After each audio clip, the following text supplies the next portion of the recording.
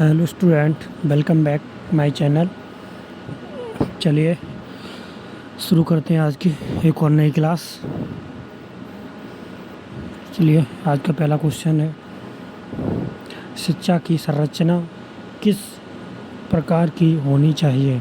आपके ऑप्शन है ए समाज केंद्रित, बी बाल केंद्रित, सी विषय केंद्रित और डी ये सभी। तो इसका सही आंसर होगा बी बाल केंद्रित। चलिए अगले प्रश्न को देखते हैं।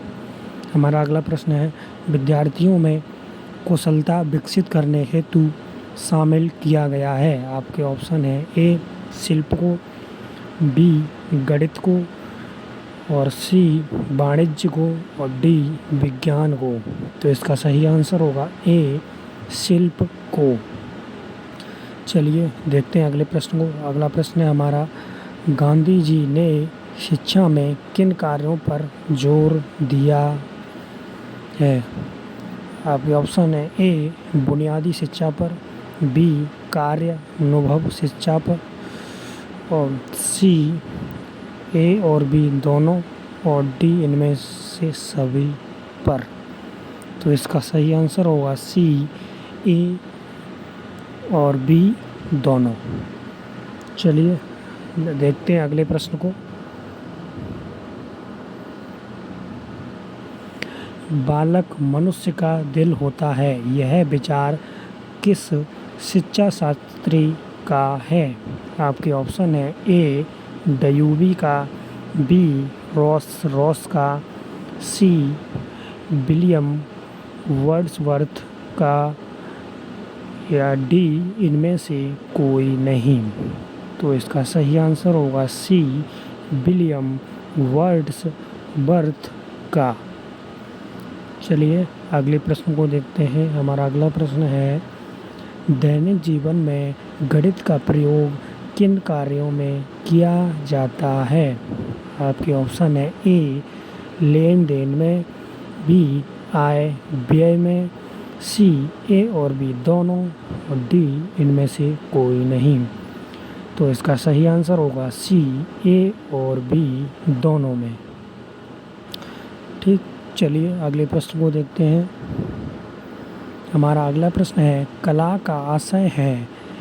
आपके ऑप्शन है ए मधुर, बी सुंदर, सी कोमल, डी ये सभी। तो इसका सही आंसर होगा डी ये सभी।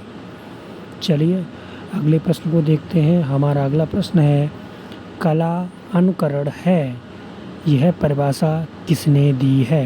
आपके ऑप्शन है ए फ्राइड ने, बी अरस्तु ने, सी क्रोचे ने, डी प्लेटो ने। तो इसका सही आंसर होगा बी अरस्तु ने। चलिए अगले प्रश्न की ओर। हमारा अगला प्रश्न है, सामाजिक अध्ययन की पाठ्य चर्चा किस प्रकार की होनी चाहिए।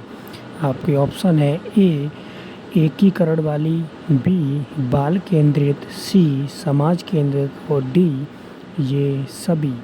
तो इसका सही जवाब होगा डी ये सभी। चलिए देखते हैं अगले प्रश्न को। हमारा अगला प्रश्न है, विद्यार्थियों में नागरिक शास्त्र के पाठ्यक्रम के द्वारा किन मूल्यों का विकास होता है।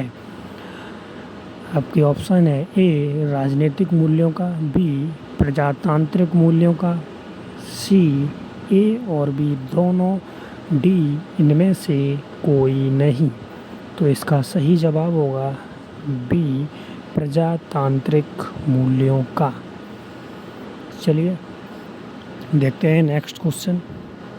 हमारा अगला प्रश्न है, विद्यालयी स्तर पर विज्ञान के कितने वर्गों को सम्मिलित किया गया है। आपके ऑप्शन है ए रसायन विज्ञान, बी भौतिक विज्ञान, सी जीव विज्ञान, डी ये सभी। तो इसका सही आंसर होगा डी ये सभी। चलिए देखते हैं अगला प्रश्न। हमारा अगला प्रश्न है, संस्कृत को किस कक्षा से एक अलग विषय के रूप में स्वीकार किया गया है। आपके ऑप्शन है ए कक्षा 6 से, बी कक्षा 5 से, सी कक्षा 4 से और डी कक्षा 3 से। तो इसका सही आंसर है डी कक्षा 3 से। चलिए देखते हैं अगला प्रश्न। हमारा अगला प्रश्न है, विज्ञान प्रयोगशाला को कितने भागों में बांटा जाता है? आपके ऑप्शन है ए 6 भागों में, बी 5 भागों में, सी 4 भागों में और डी 3 भागों में। तो इसका सही आंसर है डी 3 भागों में। तो चलिए आज की क्लास को हम यहीं समाप्त करते हैं। मिलते हैं आपको नेक्स्ट क्लास में। तब तक के लिए best of luck. Thank you.